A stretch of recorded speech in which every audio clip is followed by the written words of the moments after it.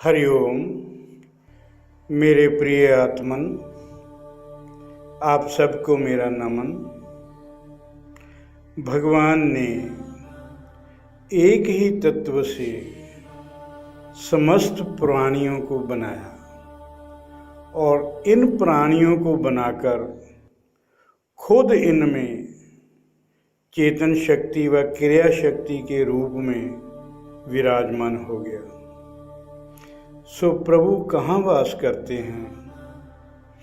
प्रभु अपनी बनाई रचना में वास करते हैं, जिसको प्रभु ने खुद बनाया, खुद ही प्रभु उसे चला रहे हैं। इसलिए प्रभु को धार्मिक स्थानों, तीर्थ स्थानों में कोई बंद नहीं कर सकता। परमात्मा ने अलग अलग योनियों के रूप में प्राणियों को एक ही तत्व से बनाया।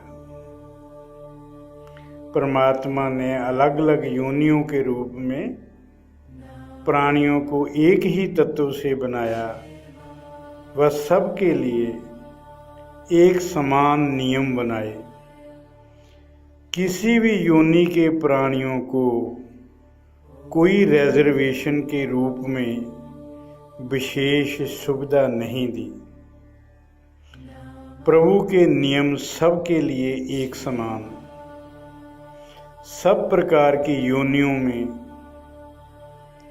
प्रकृति द्वारा दी गई फैसिलिटीज सबके लिए बराबर। अगर वर्षा होगी तो उस एरिया में मौजूद सब पर पानी गिरेगा। अगर धूप होगी तो सबको बराबर धूप मिलेगी, सबको वायु मिलेगी, सबको पानी मिलेगा।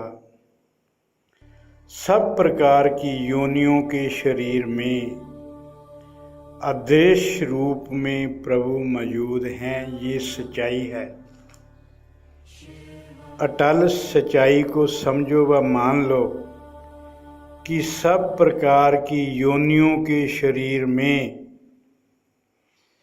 चेतन शक्ति व क्रिया शक्ति के रूप में अदृश्य प्रभु मौजूद हैं।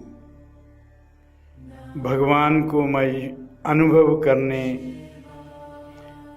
उस परमात्मा को अनुभव करने, उसे महसूस करने का विवेक केवल मानव योनि के पास, केवल मानव योनि ही, केवल मानव योनि को ही प्रभु ने विवेक, बुद्धि व होश प्रदान की है कि वो प्रभु की सर्वव्यापक सत्ता को जान सके व महसूस कर सके।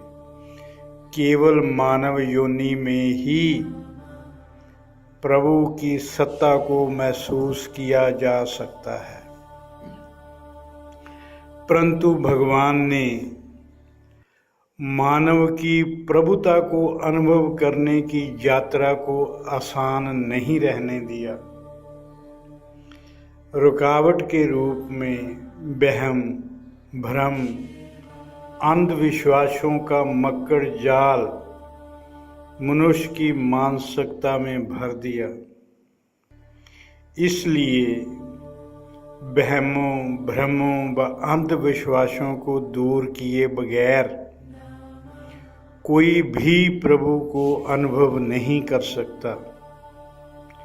और जब तक प्रभु को अपने भीतर अनुभव नहीं करोगे, तब तक मनुष्य कहलाने के काबिल नहीं बन सकोगे। अपने भीतर अदृश्य प्रभु को अनुभव करने के लिए ब्रह्म ज्ञानी, ब्रह्मनिष्ठ संत गुरु के रूप में जरूर चाहिए। अपने भीतर अदृश्य प्रभु को अनुभव करने के लिए ब्रह्म ज्ञानी, ब्रह्मनिष्ठ संत की गुरु के रूप में जरूरत जरूर होती है। इसलिए इनके बिना बात नहीं बन सकती। गुरु बिन भव निधि तरु न कोई, जो बिरंची शंकर सम हुई।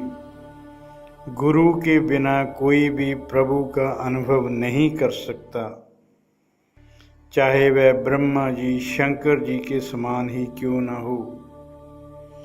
प्रभु के अनुभव के लिए, प्रभु को अनुभव करने के लिए भ्रमों का निवारण जरूरी, आत्मज्ञान जरूरी, आत्मबोध जरूरी, भ्रमों का निवारण जरूरी।